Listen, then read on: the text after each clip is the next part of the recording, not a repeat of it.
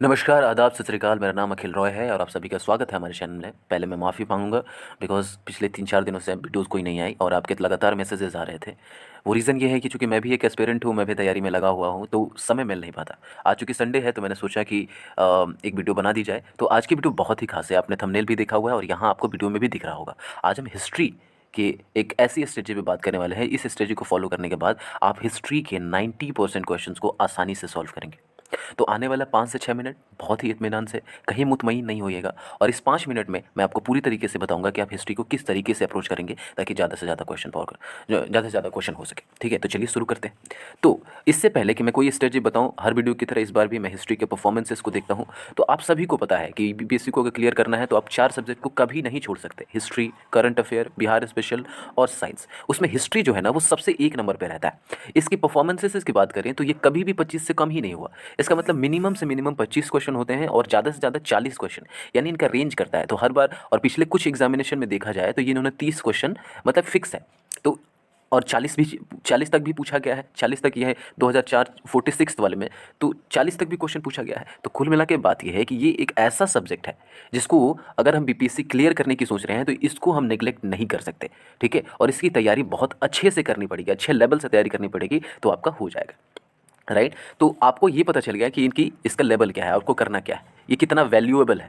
अब हम बात करते हैं सबसे इंपॉर्टेंट स्ट्रेटजी फॉर हिस्ट्री। तो देखिए, आपको पता है कि अब जब मैं वीडियो बना रहा हूँ तो लगभग 80 दिन मैं मान के चल रहा हूँ। जब मैं स्ट्रेटजी बना रहा हूँ हिस्ट्री के लिए तो 80 दिन मान के चल रहा हूँ। बीपीएससी के लिए पर्टिकुलरली ये वाला रैंक मैं हमेशा बात करता हूँ। उसमें मॉडर्न हिस्ट्री एक नंबर पर रखता हूँ मैं, दूसरा वाला एंशिएंट, फिर तीसरा मेडाइवल। इसका मतलब है कि बीपीएससी में ज़्यादा से ज़्यादा क्वेश्चन हिस्ट्री के मॉडर्न हिस्ट्री से आते हैं। ठीक है, तो हमें मॉडर्न हिस्ट्री पर ज़्यादा फोकस करना है। फिर उसके बाद ancient, because Buddhism, Jainism, right, और मौर्यन, गुप्ताज, इन सब यही तो इंपॉर्टेंट है ना एंशिएंट में, और ये सब बिहार से जुड़े हुए हैं, तो इसलिए एंशिएंट भी इंपॉर्टेंट हो जाता है। फिर मेडाइवल का बहुत छोटा सा पार्ट बिहार में पूछा जाता है, बिहार के पेपर्स में पूछा जाता है, वो भी आप देख लीजिएगा, उसमें भी हम बात करेंगे किस तरीके से करेंगे। अब हम बात करते हैं कि बुक्स क्या फॉलो करें।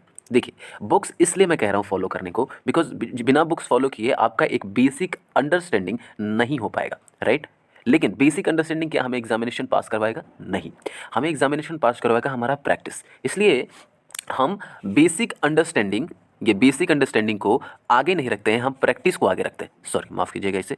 ठीक है, तो हम मेरे स्ट्रेटजी में ये है कि आप प्रैक्टिस को आगे रखेंगे बेसिक अंडरस्टैंडिंग से। ठीक है, लेकिन हम बेसिक अंडरस्टैंडिंग को पहले पढ़ेंगे। ठीक है, रीज़न ये है कि जब तक आपको हिस्ट्री समझ नहीं आएगी तब तक आप प्रैक्टिस कैसे करेंगे, और आप सीधे प्रैक्टिस पे जंप करेंगे तो क्या होगा कि आप डीमोटिवेट फील करेंगे, जो कि मैं नहीं चाहता। बिकॉज अभी आपके 80 दिन है और 80 दिन किस तरीके से गुजरेंगे आप ही को पता है और मुझे ही पता है। ठीक है, तो आपको बहुत ही ज़्यादा मोटिवेट रहना है 80 दिनों में और अच्छी तैयारी करनी है। और इनफैक्ट इस स्ट्रेटजी को फॉलो करने के बाद आप हिस्ट्री के बहुत ज़्यादा क्वेश्चन करने वाले हैं, ये मेरी गारंटी है। राइट, इसे मैंने फॉलो किया था पिछले वाले एग्जाम में और मेरा काफ़ी अच्छा हुआ था। राइट, तो जैसे कि मैंने बताया कि रैंक वाइज मॉडर्न हिस्ट्री एक नंबर पर आती है, तो पहले मॉडर्न हिस्ट्री की बात कर लेते हैं। देखिए, अगर आपने अब तक 80 दिन अब तक आपने इतिहास नहीं पढ़ा है, कभी भी नहीं पढ़ा, तो आई वुड सजेस्ट कि आप 11-12 की एनसीईआरटी पढ़ लीजिए, क्योंकि इससे सिंपल लैंग्वेजेस में और कोई किताब नहीं लिखती। ठीक है, तो 11-12 की एनसीईआरटी पढ़ लीजिए। कितने दिनों में?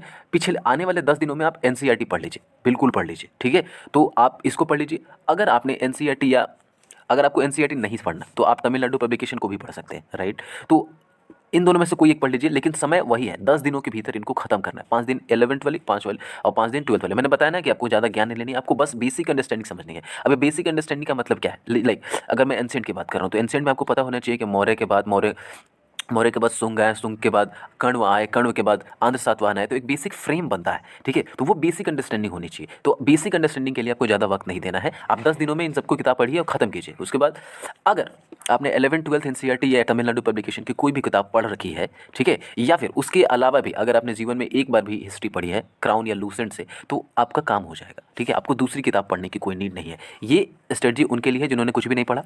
अगर किसी ने इनको पढ़ रखा है या फिर इसको भी पढ़ रखा है क्राउन या लूसेंट को, तो आई वुड सजेस्ट कि आप उसी पे स्टिक रहिए। कोई नई किताब नहीं लेनी है। नई किताब लेकर के आप खुद को एक मुश्किल स्थिति में डाल लेंगे, तो आई वुड सजेस्ट कि आप उसी किताब को फॉलो कीजिए जिसको आपने पिछले कुछ सालों से फॉलो कर रहे हैं। इसका मतलब अगर हमने क्राउन या लूसेंट पढ़ा है तो आप उन दोनों को पढ़िए, उन दोनों में से किसी को पढ़िए, उसी से स्टिक रहिए। मेडाइवल और एंशिएंट के लिए उसी किताब को पढ़िए जिस किताब को आपने पढ़ रखी है। अगर नहीं पढ़ी है तो मैंने बताया कि आपको क्या करना है, 10 दिन ही आपके पास वक्त है। हाँ, अगर किसी ने पढ़ रखी है क्राउन और लूसेंट तो क्या करेगा वो? तो वो रिवीजन के तौर पे 10 दिन लेगा। ठीक है, और इसको ख़त्म करेगा। उसके बाद सबसे असली और इम्पॉर्टेंट चीज़ पे हम आएंगे, वो है प्रैक्टिस। देखिए, बीपीएससी में अधिकतर रिजल्ट क्यों नहीं होते? रीज़न ये है कि आप क्वेश्चन गलत करते हैं, ठीक है, और क्वेश्चन गलत होने के पीछे रीज़न ये है कि आप प्रैक्टिस नहीं करते। प्रैक्टिस और रिवीजन इज़ द टू की, जो आपके बीपीएससी का रिजल्ट कराता है, ठीक है। और इसके लिए बहुत इंपॉर्टेंट हो जाता है कि आप प्रैक्टिस करें। प्रैक्टिस किससे करेंगे? एक ही रिलायबल सोर्स जो मैं अब तक मानता हूँ वो है घटना चक्र। क्योंकि बिहार एक पीसीएस है, बीपीएससी क्या है? बिहार का एक पीसीएस, और घटना चक्र एक कंपाइलेशन है अलग अलग स्टेट पीसीएस के क्वेश्चंस का, राइट। तो उसको करने के बाद आप एक जेन्युइन सोर्स से आप प्रैक्टिस करेंगे तो आप बहुत ही कॉन्फिडेंट होंगे। आप मुझे बताऊं, इसमें इसमें 700 पन्ने हैं, और 700 पन्ने को अगर आप बढ़िया से पढ़ेंगे तो आपका इतिहास बहुत अच्छा हो जाएगा। और ये 1 मिनट, आपको इसे सिर्फ एक बार नहीं पढ़ना है, आपको इसे 3 बार पढ़ना है। 3 महीने का वक्त है और आपको 3 बार इसे पढ़ना है। ऑलराइट। और तो आपको पता चला कि आपने किताबें लेनी है, किताबों के बाद घटना चक्र पढ़नी है। उसके बाद आपको आने वाले 3 महीनों में क्या करना है? देखो, पहले महीने में आपको मैंने बताया कि आपको 10 दिनों के भीतर अपना सिलेबस खत्म करना है, ठीक है। 10 दिनों के भीतर सिलेबस खत्म करना है। इस वाले को भूल जाइए, इस वाले को मैंने काट दिया, ठीक है। अभी आप समझिए क्या करना है। 10 दिनों में आपने सिलेबस खत्म किया, उसके बाद आप जो 20 दिन बचेगा उसमें घटना चक्र को एक बार लगा दीजिए, ठीक है। एक बार लगता, पहले वाला बहुत धीरे धीरे लगाइएगा, ठीक है, क्योंकि उसमें क्वेश्चंस होंगे, उसको लाइनिंग वाइनिंग भी करनी होगी। तो पहली बार आप बहुत धीमा करेंगे। दूसरी बार, दूसरे वाले महीने में, अब आप दूसरे महीने में एंटर कर रहे हैं, आप क्या करेंगे? एक बार फिर से, सॉरी, दूसरे वाले में एक बार फिर से आप रिवीजन करेंगे, ठीक है। लेकिन रिवीजन के साथ इस बार मॉक भी कीजिएगा, ठीक है। दूसरे महीने में एंटर होने के बाद, दूसरे महीने का मतलब है कि अगर मार्च में आप पहुंच जाएंगे तो आप मॉक भी लगाना शुरू कीजिएगा। मॉक कहीं किसी भी बुक स्टोर से प्रैक्टिस सेट जरूर ले आइए और वहाँ मॉक लगाइए, तो हिस्ट्री के क्वेश्चंस भी रिवीजन होते रहेंगे। तो आप घटना चक्र भी रिवाइज कर रहे होंगे और मॉक टेस्ट से अलग अलग क्वेश्चन भी रिवाइज कर रहे होंगे। और तीसरे वाले महीने में एक बार फिर से रिवीजन और यही वाला मॉक, इसको फॉलो कीजिए, ठीक है। मैं गारंटी के साथ कहता हूँ कि अगर 30 क्वेश्चन आते हैं ना, तो 25 से 26 क्वेश्चन आप आराम से कर लेंगे, ठीक है। ये मेरा दावा है। एग्जाम खत्म होने के बाद यू विल टेल मी, अगर आपने इसको फॉलो किया है तो आप खुद मैसेज करके मुझे कहेंगे कि हाँ ये क्या था। उसके अलावा देखिए, जब आप सिलेबस, यूट्यूब रिसोर्सेज की भी मैं बात कर लेता हूँ, ठीक है। यूट्यूब से किस तरीके से तैयारी करेंगे, देखिए अगर आप, जो मैंने बताया ना कि 10 दिनों के भीतर आपको तैयारी करने सिलेबस की, तो 10 दिन जब पढ़ें, ठीक है, तो आप यूट्यूब रिसोर्सेज का यूज कर सकते हैं। आई वुड डीपली सजेस्ट, ठीक है, आई वुड हार्डली सजेस्ट कि आप एडुटेरिया की प्लेलिस्ट को फॉलो कीजिए, क्योंकि वो बीपीएससी के रिगार्डिंग वो अपनी सिलेबस डिजाइन किया हुआ है और उस तरीके से ही पढ़ा हुआ था। आई वुड सजेस्ट कि डेडिकेटली एडुटेरिया प्लेलिस्ट, जैसे आपने मौर्य पढ़ा, ठीक है, तो मौर्य की एक वीडियो पड़ी हुई है एडुटेरिया की प्लेलिस्ट में, आप उसे जाकर के देख ले ताकि आपको और अच्छे से समझ आए।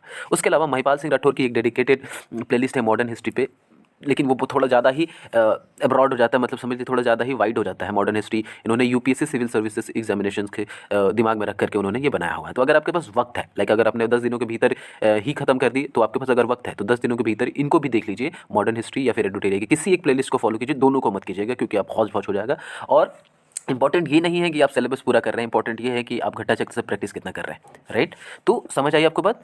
अब ये किताब है, ये 2021 जो मेरे पास है, घटना चक्र की जनरल स्टडीज प्रीव्यू पूर्वालोकन इन इंग्लिश वर्जन में, इंग्लिश में पढ़ता हूँ, चैप्टर वाइज 12 पेपर है, ठीक है। ये इंडियन हिस्ट्री है और इसको आपको करना है, इसको आपको ले लेना है। बाकी इस वाले बुक का जो लिंक है मैंने डिस्क्रिप्शन बॉक्स में भी डाल दिया है, तो आप अमेजोन या हाँ अमेजोन से आप मंगा भी सकते हैं अगर आप नहीं एक्सेसिबल है किसी बुक स्टोर में जाकर के। तो इसे मस्ट है, इतिहास के लिए ये मस्ट है, इसको लेना ही पड़ेगा और आपको इस पर तैयारी में लग जाना चाहिए। उम्मीद करता हूँ कि मैंने आपके प्रिपरेशन में कुछ वैल्यू ऐड करने की कोशिश की, जो कि ऐड हो चुकी है। तो अगर आपको ऐसा लगता है कि ये एक जेन्युइन स्ट्रेटजी है तो मुझे अप्रिशिएट कर सकते हैं just by doing like share subscribe my channel.